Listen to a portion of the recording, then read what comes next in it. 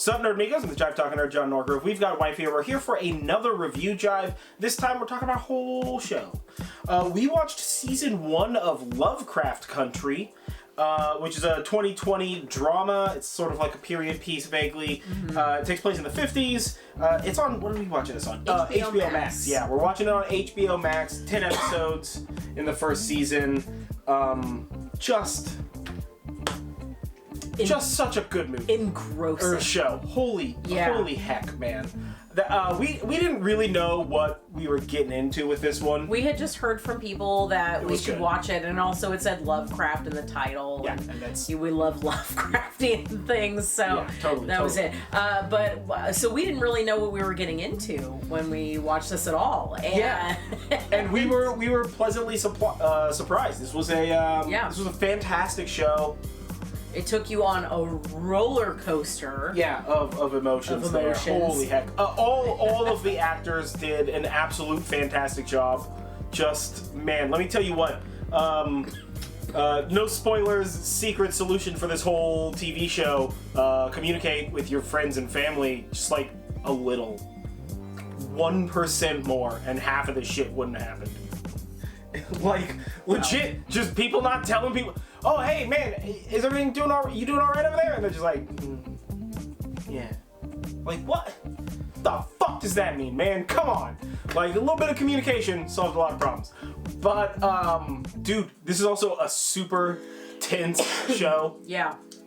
Some of the scenes, especially during, like, the, like, race riots and, like, people being, like, you know, pulled over or hunted by these cops are just, it's, yeah. Dude, it's heavy, man. Yeah, this was a heavy show. This was definitely not lighthearted, and not even because of the horror.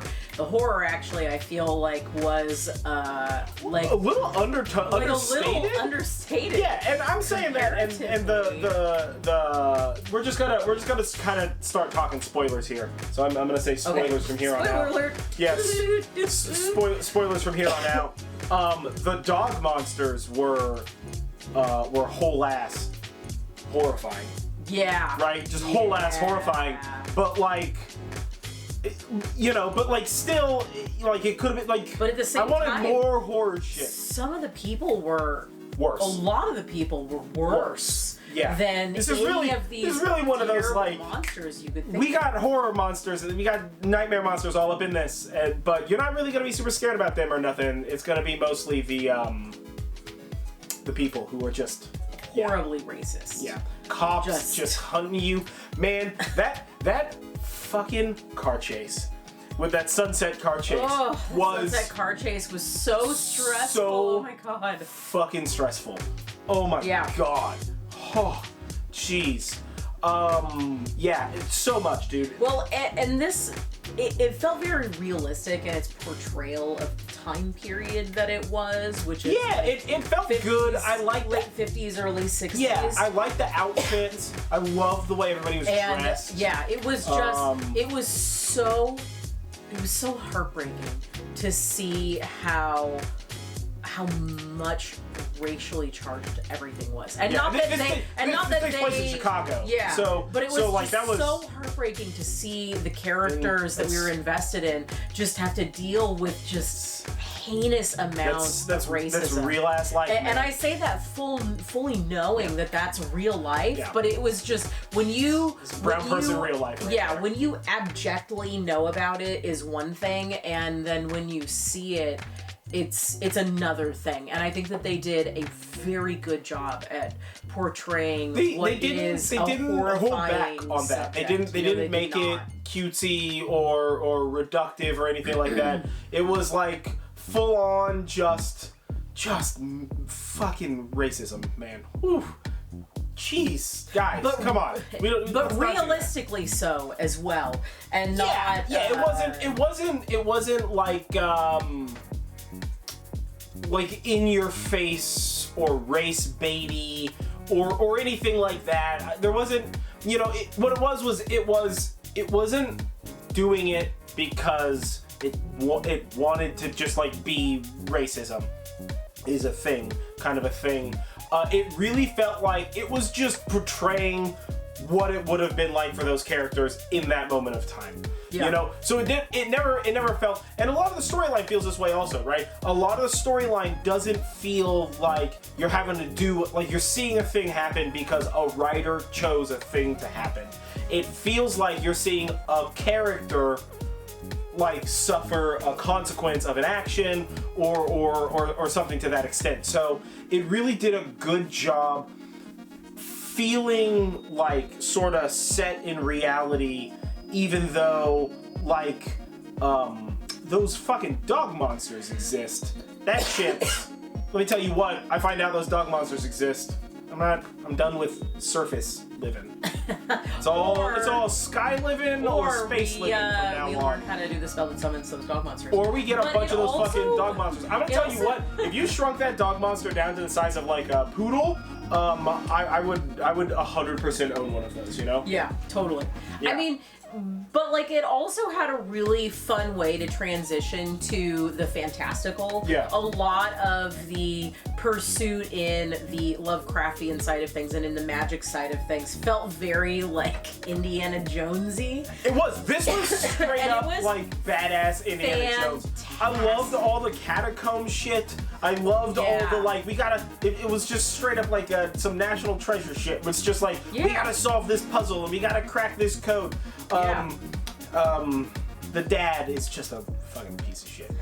Oh, the flashbacks were all really good. The flashbacks were good. Yeah, all the stuff where he was a soldier with his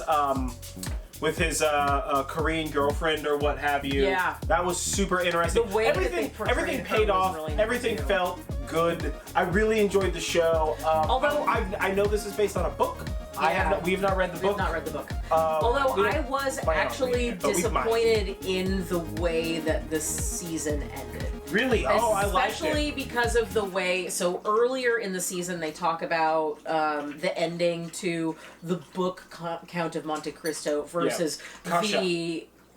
Kasha, shut up. She's just very loudly drinking water. Why are you drinking loudly water right now? So earlier in the series, they talk about the difference between the ending of the book Count of Monte Cristo and the movie Count of Monte Cristo.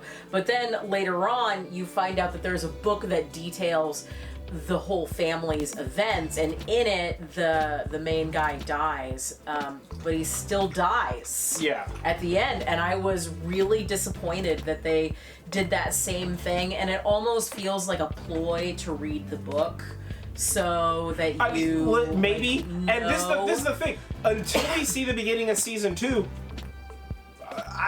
with no certainty am I gonna call this man dead. Listen, there was some extra dimensional shit going on.